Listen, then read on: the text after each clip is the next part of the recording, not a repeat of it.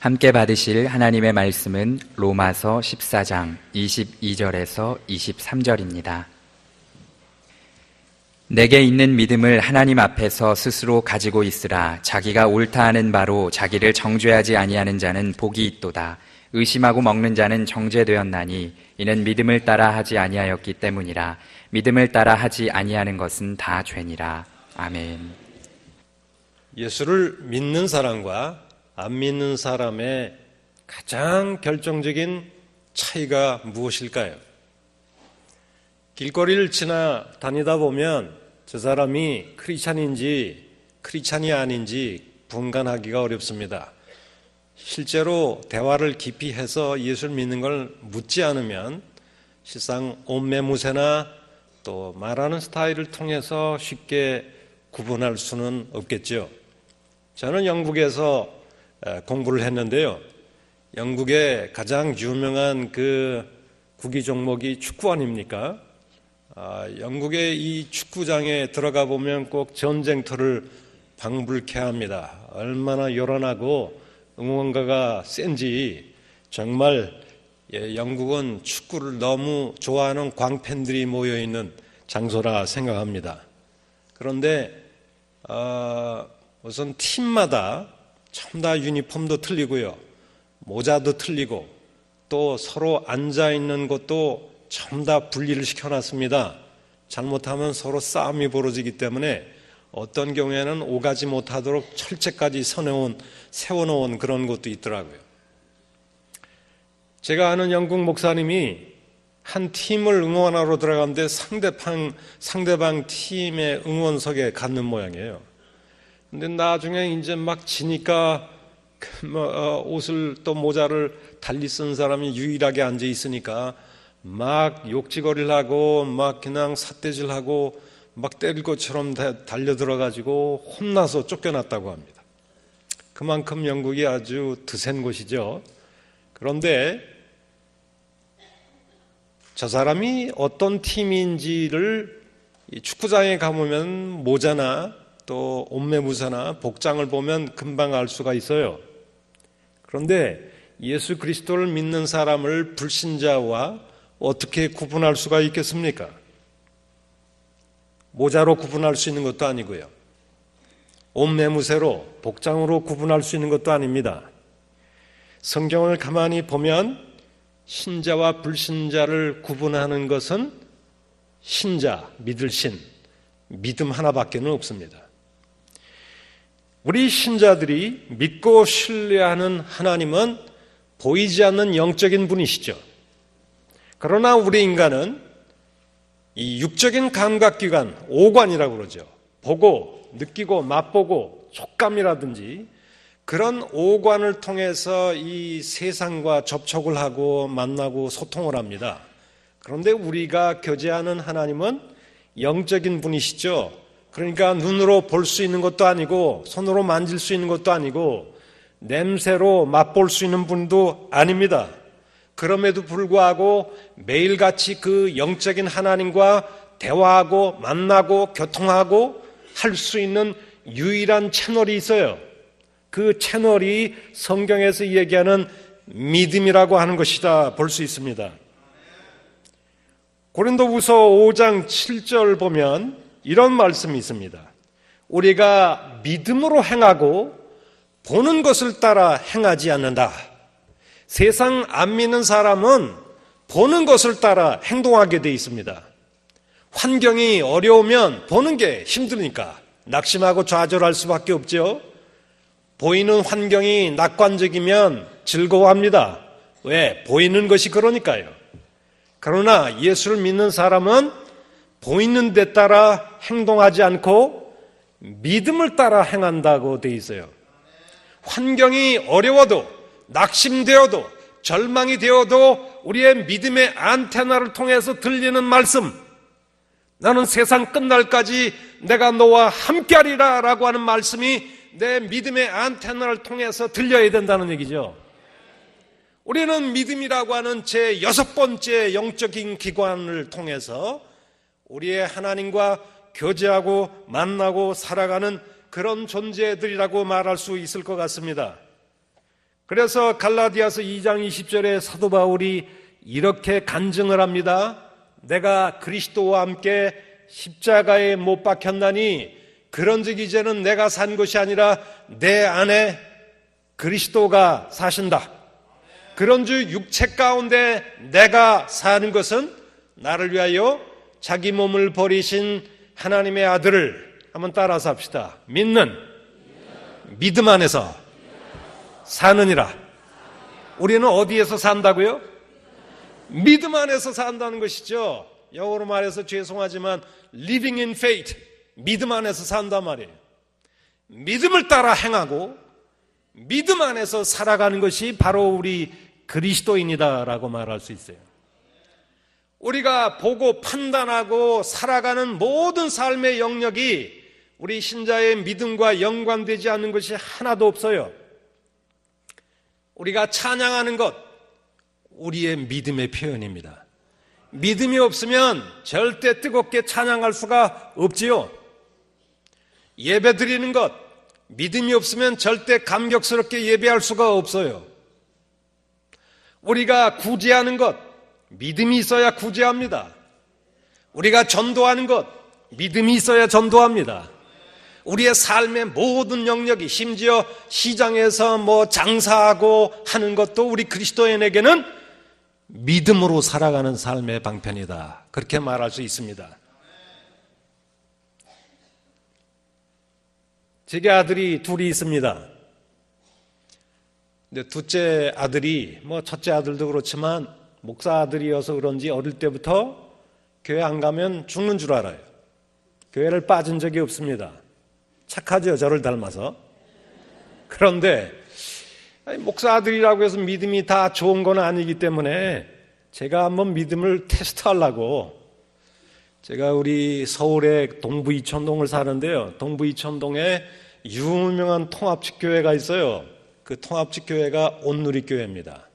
그런데 합동교단에 있는 젊은 친구들, 통합측에 있는 사람들, 범교단적으로 젊은이들이 전국에서 모여서 그 경배와 찬양 집회가 아주 유명한 때가 있었어요. 지방에서 버스가 수십 대씩 와서 경배와 찬양 집회가 그냥 꽉꽉 찹니다. 젊은이들이 찬양하고 뜨겁게 눈물을 흘리고 감격스러워하고 참 대단한 그 경배와 찬양이라고 볼 수 있는데요. 제 둘째 아들을 데리고 왔습니다. 예수 믿는 거는 바로 이런 거다. 보여주고 싶어서. 그래서 같이 앉아서 손 들고 찬양하고 열심히 그렇게 예배를 드렸는데 제 아들 녀석을 힐끔 쳐다봤습니다. 뭐 하고 있는가 하고 봤더니 가만히 관람하는 수준으로 구경을 하더라고요. 예배 시간에 제가 뭐라고 그럴 수는 없어서 이제 집에 돌아와서 너 뭘 보고 느꼈냐? 오늘 예배 참 좋았습니다. 나는 이런 대답을 원했는데 아빠, 왜 사람들이 다 바보같이 다 울어요? 딱 그러더라고요. 아니, 사람들이 감동스럽게 하는 걸 통해서 자기가 뭔가 느끼고 있어야 되는데 왜 바보같이 우느냐? 내가 그 말을 딱 듣는 순간 이놈이 믿음이 없는 애구나 하는 것을 제가 깨닫게 됐어요. 요즘엔 군대 가서 군종사병을 해요. 믿음이 좀 많이 큰 것 같습니다. 근데 어쨌든 우리가 예배드리고 찬양하는 것도 다 내가 가지고 있는 믿음의 표현이라고 말씀을 드렸습니다. 따라서 우리의 믿음과 관계없는 신자의 삶이라는 것은 아무것도 없어요. 숨쉬고 누리고 직장생활하고 하는 모든 것들이 다 믿음을 따라 믿음 안에서 사는 것이다. 이것이 바로 불신자와 다른 결정적인 차이라고 볼 수 있어요. 그래서 크리스찬과 크리스찬이 아닌 사람을 구분하는 게 뭐죠? 믿을 신자냐 불신자냐 그렇게 다르잖아요. 심지어 바울 사도는 로마서 14장 23절, 오늘 우리가 읽었던 본문인데요. 한번 읽어볼까요? 14장 23절에 있는 말씀입니다. 자, 23절. 의심하고 먹는 자는 정죄되었나니 이는 믿음을 따라 하지 아니하였기 때문이라. 믿음을 따라 하지 아니하는 모든 것은 다 죄니라. 뭐가 죄라고요? 믿음을 따라 행하지 않는 것은 다 죄라고 말씀을 드리고 있어요. 우리 그리스도인들은 믿음 안에서 믿음을 따라 살아가는 사람들이기 때문에 뭘 판단하든지 결정하든지 사업을 할 때나 뭘 하거나 결혼하거나 상대방을 고르거나 뭘 하든지 우리의 삶의 모든 중앙에 믿음 안에서 그 모든 걸 해야 된다는 거예요. 그 믿음을 따라 하지 않는 것은 죄다. 그렇게 사도 바울이 얘기를 하고 있습니다. 따라서 이 믿음이 우리 신자의 삶을 얼마나 결정적으로 성격을 규정하는 중심 요소인가 하는 것을 우리가 알 수가 있습니다. 그런데 사도 바울은 신자의 삶을 특징 짓는 또 다른 요소를 얘기를 하고 있어요. 그것이 뭐냐 하면 우리 로마서 8장 14절 말씀인데요. 제가 한번 읽어드리겠습니다. 무릇 하나님의 성령으로 인도함을 받는 자들이 곧 하나님의 자녀다. 한번 따라서 합시다. 하나님의 자녀는 성령의 인도함을 받는 자다. 좀 다른 말로 말하면 성령의 인도함을 받아서 성령을 쫓아 행하는 자가 그리스도인이다. 이렇게 얘기를 하고 있어요. 한편에서는 믿음을 따라 행하라고 그러고요. 또 다른 편에서는 사도 바울은 성령을 따라 행하라고 얘기합니다. 그러니까 신자의 삶을 굉장히 중요하게 특징 짓는 두 요소는 믿음과 뭐라고요? 성령이다 라고 하는 것을 알 수가 있습니다. 그래서 사도 바울이 갈라디아서 5장 18절에 이렇게 얘기하지요. 너희는 성령을 따라 행하라. 그리하면 육체의 욕심을 이루지 아니할 것이다. 예수 안 믿는 사람은 아주 육적인 사람들이기 때문에 끊임없이 자기의 육체적인 욕망이 삶의 표준이 될 수밖에 없어요. 무슨 일이 교회 안에 생겨도 어떤 사람은 금방 자기 욕심을 따라 행동하는 사람이 있어요. 이런 사람은 사실은 불신자라고 말할 수 있습니다. 신자는 적어도 자기 욕심이 자기의 삶의 판단의 기준이 될 수는 없습니다. 어떤 일이 있어도 뭘 따라 행하라고요? 성령입니다. 성령을 따라 행하라는 것이죠. 그렇다면 오늘 이 시간에 저는 믿음을 따라 행한다는 것과 성령의 인도함을 받아 성령을 쫓아 살라고 하는 것이 어떤 관계인지 좀 설명을 드려야 될 것 같아요. 실상은 결론서부터 얘기하면 믿음을 따라 살라고 하는 것은 성령을 쫓아 행하라는 것과 같은 표현이다. 이렇게 말할 수 있습니다. 왜 그것이 본질적으로 같은 것일까요? 제가 이 부분을 이 시간서부터 설명을 드릴까 합니다.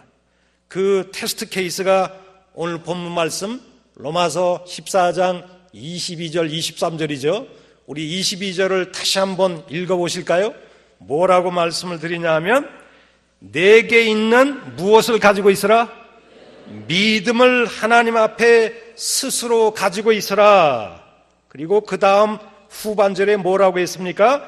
자기가 옳다 하는 바로 자기를 정죄하지 않는 자는 뭐가 있다? 어떤 사람이 복이 있을까요? 자기가 어떤 일이 야 이거는 옳은 거야, 저거는 틀린 것 같아, 이거는 하나님의 뜻인 것 같아, 아무래도 저거는 하나님의 뜻이 아닌 것 같아 라고 자기가 옳다고 판단하는 것이 있습니다. 그런데 그 옳은지 그른지를 판단하는 것이 내가 가지고 있는 믿음의 기능이다라고 하는 것입니다. 내가 믿음을 가지고 옳다 그르다를 판단하는 것이죠. 그렇다면 무엇이 옳은지 그른지를 판단할 때 믿음은 어떤 형태로 나타나냐면요, 내가 이걸 해도 옳다고 하는 믿음의 내적인 확신의 형태로 나타납니다. 여러분들은 인생의 길을 가다 보면 수없이 갈림길에 놓여 있어요. 이 장사를 할까 저 장사를 할까, 뭐 처녀들 같으면 이 형제하고 결혼해야 될까 저 형제하고 결혼해야 될까, 수없이 판단해야 되는데 그 판단할 때도 내가 가지고 있는 뭘 따라 행해야 된다고요? 믿음입니다. 그 믿음의 내적인 확신을 가지고 당당하게 살아갈 수 있는 사람은 복이 있는 사람이다, 이렇게 얘기를 하고 있어요. 그런데 그 믿음의 확신이 없는 상태가 23절에 뭐라고 얘기합니까? 뭘 판단하고 뭘 결정하려고 할 때 이게 하나님의 뜻인지에 대한 확신이 안 서요. 믿음의 확신이 없다는 얘기죠. 그것이 23절에 뭐라고 표현이 되냐면, 한번 따라서 합시다. 의심하는 자. 의심이 드는 것이죠. 믿음의 반대는 의심입니다. 그러니까 뭘 판단하려고 할 때 내 마음에 의심이 자꾸 들어요. 죄인지도 모르겠다는 의심이 자꾸 듭니다. 하나님이 야단칠 것 같아요. 이렇게 믿음이 없는 상태에서 행하는 모든 것은 다 뭐라고요? 죄라고 얘기를 하고 있어요. 제가 아는 아주 믿음이 참 곱고 예쁜 어떤 자매가 있습니다. 예수를 너무나 잘 믿는 자매인데 한국은행에 다녔어요. 그런데 한국은행에 다니는 동료 남성이 아마 이 자매를 굉장히 좋아했는지 프로포즈를 했습니다. 결혼하자고. 깜짝 놀랐죠. 근데 그 상대방이 누구냐 하면 서울 법대를 나오고 회사에서도 굉장히 미래가 촉망되고 또 얼굴도 잘생겼어요. 인간적으로 굉장히 매력이 있다는 것이죠. 결혼하고 싶은 마음이 인간적으로 생겼습니다. 여기까지. 그런데 집에 와서 곰곰이 무릎 꿇고 기도하면 마음이 편하지가 않습니다. 예수를 안 믿는 사람이라는 게 늘 걸려요. 확신이 생기질 않아요. 그런 상황에서 저에게 와서 목사님, 제 마음이 이런데 결혼해도 됩니까? 라고 물었을 때 오늘 사도 바울이 그런 상황에서 결혼하랍니까? 하면 안 된다고 얘기합니까? 하면 안 된다고 그래요. 왜 그럴까요? 믿음의 내적인 확신이 있어요, 없어요? 없는 거죠. 마음이 불안해지고 의심이 생기고 하나님이 야단칠 것 같은 그런 생각이 든단 말이에요. 죄를 짓는 것 같은 그런 느낌이 든단 말이에요. 여러분들이 인생을 살아갈 때 이런 그 마음의 확신, 믿음의 내적인 확신과 기쁨과 평안이 안 생긴단 말이에요. 하나님이 축복해 줄 것 같지 않다고 하는 느낌이 들면 여러분들이 하는 일을 계속 진행해야 됩니까? 멈춰야 됩니까? 멈춰야 된다는 거예요. 그 이상 걸어가는 것은 다 죄라고 얘기하고 있어요. 여러분들이 어떤 일을 당했을 때 기도해야 합니다. 성령의 인도하심을 구해야 돼요. 그런데 성령이 나를 인도하실 때는 어떤 형태로 나를 인도하시는 줄 아십니까? 그것은 항상 성령께서 나를 인도하실 때는 내 마음에 이것이 옳다고 하는 믿음의 내적인 뭘 주세요? 믿음의 확신을 주시면서 마음의 기쁨을 주시고 마음의 당당함을 주시고 설교를 듣거나 기도할 때나 말씀을 읽어도 하늘을 우러러 기쁨이 생기고 마음의 담대함이 생긴다고 할 때 그럴 때는 하나님 감사합니다 하고 그 길을 당당하게 걸어가십시오. 그러면 하나님이 여러분들이 그 믿음 안에서 결정한 여러분들의 가는 길에 우리 주님이 두 손 들어 축복해 주실 줄로 믿습니다. 그런데 마음에 내적인 확신이 안 생기고 의심이 생기고 그렇게 되어졌을 때는 멈춰야 합니다. 왜? 믿음을 따라 행하지 않고 있기 때문에 그렇습니다.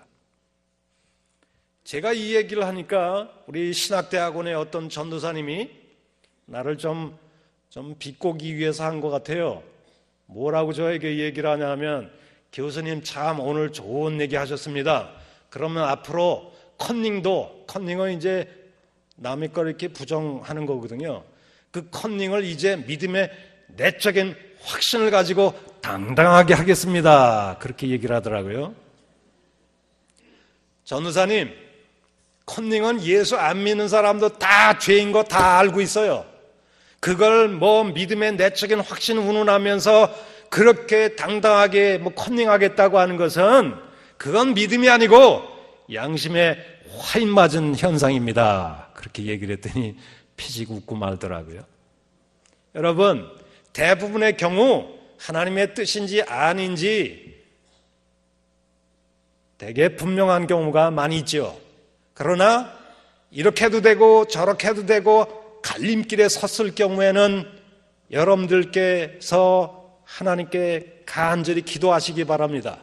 그러면 어느 순간에 이걸 해도 좋다 하는 마음의 기쁨이 생기고 믿음의 내적인 확신이 생길 때가 있어요. 제가 알고 있는 우리 태국 선교사님 한 분 계세요. 우리 교단에서 GMS 파송 선교사님인데 정 선교사님이라고 그래요.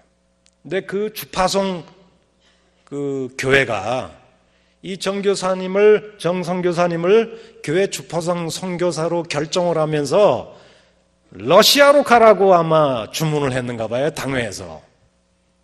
근데 러시아를 한번 가봤습니다. 교회가 가라고 그러니까 갔죠. 그런데 갔다 와서 늘 마음이 편안하질 않아요. 기쁨이 없어요. 그래서 할 수 없이 자기가 마음에 품고 있는 태국으로 한번 갔답니다. 교회도 알지 못하는 사이에 자기가 한번 가봤나 봐요. 거기에 가는 동안에 이곳이 내가 일해야 될 곳이다 하는 자꾸 확신이 들고 기쁨이 생겼다는 거예요. 그래서 고민을 한국에 와서 당회에 털어놓았습니다. 제가 꼭 러시아에 가는 것이 조건이라면 아마 러시아에 가는 것을 저는 못할 것 같습니다. 주파송 선교사를 그만두라 그러면 저는 떠나야 될 것 같습니다. 그러나 교회가 허용을 한다면 태국으로 좀 가고 싶습니다. 저를 태국으로 보내주세요. 제가 기도를 해도 하나님이 자꾸 태국만 생각하면 눈물이 나고 그곳에 내 평생의 뼈를 묻어야 된다는 생각이 드는데 하나님께서 주신 것 같은데 저를 태국으로 보내주세요.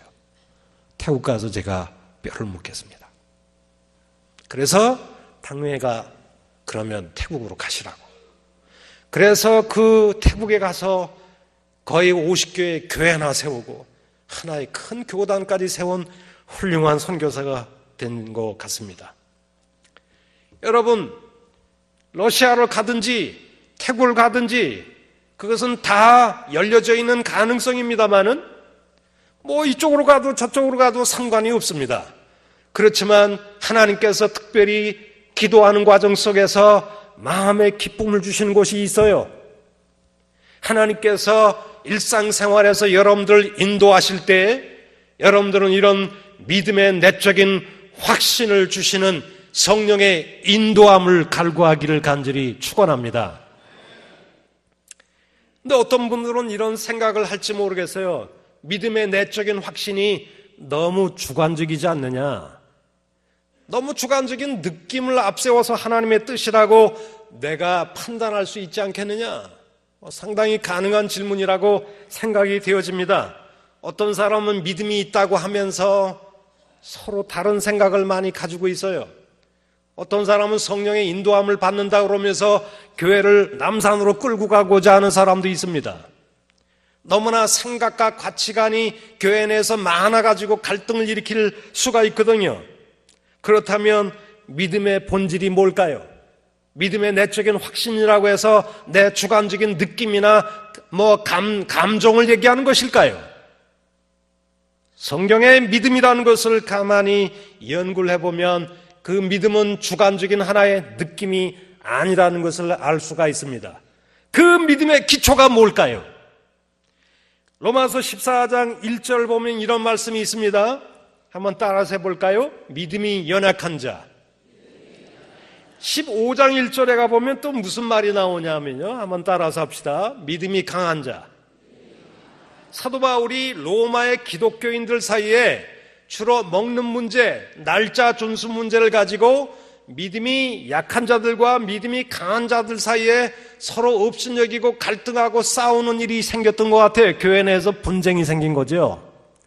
믿음이 강한 자는 그거 먹을 수 있어. 다 가져와. 하나님이 주신 건데 그러면서 먹는 사람이 있고 또 믿음이 약한 사람 아마 유대 기독교인들이었던 것 같은데 구약을 보면 그런 부정한 고기는 먹지 말라고 그래서 그건 먹으면 안 돼 라고 생각하는 그런 믿음을 가진 사람도 있었던 것 같아요. 우리 교회 내에 상당히 많은 믿음의 다양한 컬러들이 존재합니다. 그러면 믿음은 부안해도 하는 내 믿음의 어떤 감성의 물결에 따라서 움직이는 거냐? 그것은 아니고요. 적어도 사도 바울이 믿음이 연약하다, 믿음이 강하다라고 얘기할 때는 어떤 객관적인 근거를 가지고 얘기한다고 말씀할 수 있습니다.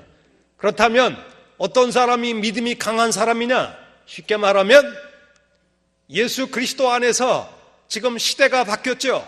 구약 시대에서 신약 시대로 바뀌면서 구약의 율법에는 이거 먹지 말라, 저거 먹지 말라, 이거 먹으라. 우리 한국식으로 말하면 추어탕, 미꾸라지, 미끌미끌한 그 음식들. 구약에는 전부 다 이 부정한 음식이거든요. 우리 한국 사람이 좋아하는 이 삼겹살, 다 부정한 음식입니다. 이 유대인들이 제일 좀 안 좋아하는 음식이 돼지고기예요. 성경에 보면 다 부정한 것으로 이렇게 되어 있어요. 오늘날 그 돼지고기를 구약 성경에 부정하다고 생각하는데 오늘날 그걸 먹어야 될까요? 말아야 될까요? 안 먹는 사람 한번 손 들어보세요. 다 잡수시는 것 같아요. 저도 돼지고기 되게 좋아하거든요. 개고기는 잡수십니까? 저는 원래 개고기를 잘 안 좋아하는데요. 영국에 갔더니 한국에서 올림픽 한다고 한국의 개고기 먹는 나라라고 막 한국 대사관에다가 결혼 투척하고 좀 창피하더라고요. 그래서 저는 평생 개고기는 안 먹으리라. 왜? 영국 사람 싫어하는 걸 왜 내가 먹냐? 그리고 한국에 돌아왔는데 한국의 이 친구 목사들이 다 개고기 좋아하더라고요. 그래서 같이 먹는 자리에서 먹으라고 그러는데 저는 안 먹었어요. 그랬더니 아주 별종인 것처럼 생각을 하더라고요. 그러다 어느 순간에 하도 강권에 못 이겨서 먹어봤더니 맛있더라고요. 근데 구약에서는 그런 개고기, 돼지고기, 미꾸라지, 추어탕 이런 거 전부 다 먹지 말라고 했는데요. 왜 먹어야 됩니까? 예수님 안에서 시대가 바뀌었어요. 옛날에 그런 음식법, 정결법이 중요하던 시대에서 이제는 예수 그리스도 안에서 새 시대가 오면서 이런 모든 것들이 필요 없어졌단 말이에요. 정말 중요한 것은 이거 먹어야 되느냐, 저거 먹어야 되느냐, 그런 걸 따지는 게 중요한 것이 아니라 이제는 새 시대에 우리 그리스도인의 새로운 삶의 방식은 성령 안에서 믿음, 소망, 사랑으로 사는 것이 중요하단 말이죠. 이것이 우리 그리스도인의 뉴 라이프 스타일이단 말이에요. 바로 그것을 성경을 통해서 알지 않습니까? 우리가 이 시대가 어떤 세대인 줄 알고 그리스도 안에서 왜 이 시대가 바뀌었는지, 이 시대가 바뀌면서 무엇이 우리의 삶에 중요한 것인지 성경에 다 기록되어 있어요. 신약 성경에. 그러니까 이 하나님의 말씀에 대한 깊은 인식을 가지고 그럼 개고기든 뭐든 그거는 오늘 우리 시대에 다 허용된 거야. 중요한 건 먹는 게 아니라, 그래서 로마서에 보면 뭐라고 그래요? 하나님의 나라는 먹고 마시는 것에 있는 것이 아니라 성령 안에서 의와 평강과 희락이다. 정말 중요한 게 어디 있느냐를 얘기해 주고 있잖아요. 이 말씀에 대한 올바른 지식을 가지고 어떤 음식이 있을 때 개의하지 않고 그거 먹을 수 있어 이렇게 생각하는 사람은 믿음이 뭐한 사람이에요? 강한 사람이죠. 그런데 아직도 구약시대에 묶여가지고 율법 규정을 따지면서 이런 것들은 먹지 말라고 했다, 이렇게 생각하는 유대 기독교인들 사도 바울이 믿음이 약한 사람이라고 그러거든요. 주관적인 느낌을 가지고 얘기하는 것이 아니라 믿음이 강하다고 하는 것은 결국은 뭐에 대한 지식을 가지고 있어야 돼요?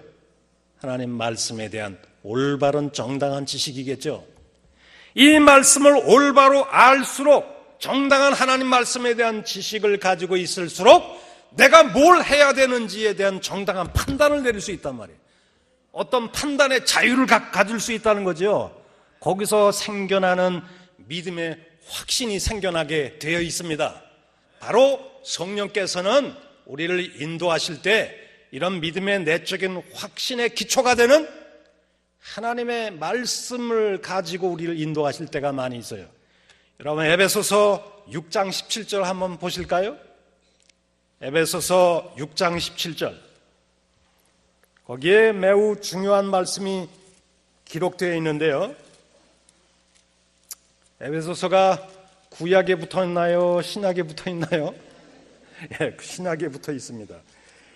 구약 열심히 찾지 마시고 6장 17절 우리 다 같이 한번 읽어봅시다. 시작. 구원의 투구와 성령의 검 곧 하나님의 말씀을 가지라. 결국 뭘 가지라고요?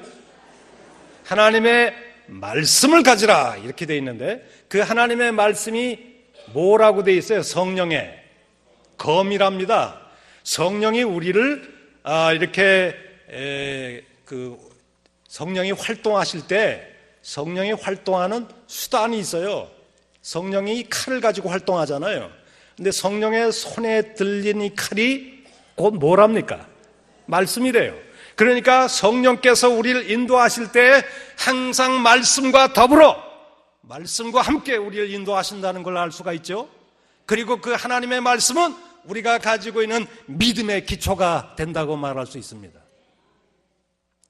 따라서 우리 서연교회에 있는 성도님들, 우리가 인생길을 갈 때에 수없이 갈림길에 서 있게 됩니다.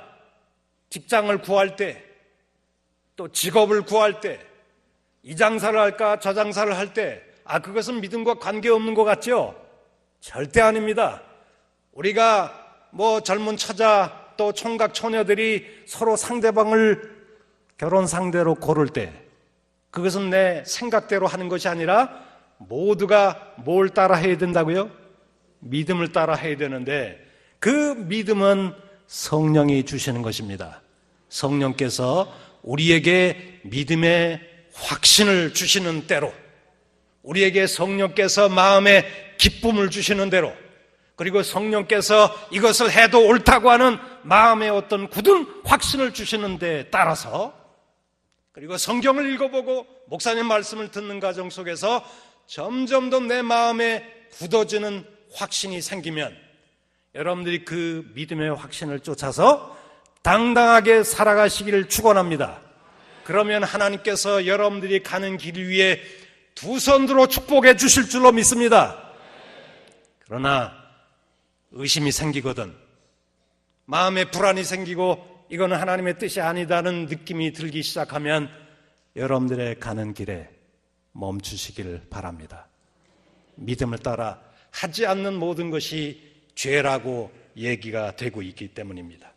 사랑하는 우리 성도님들, 이런 믿음에 굳게 서는 훌륭한 서연교회 성도님들이 되시길 간절히 축원합니다.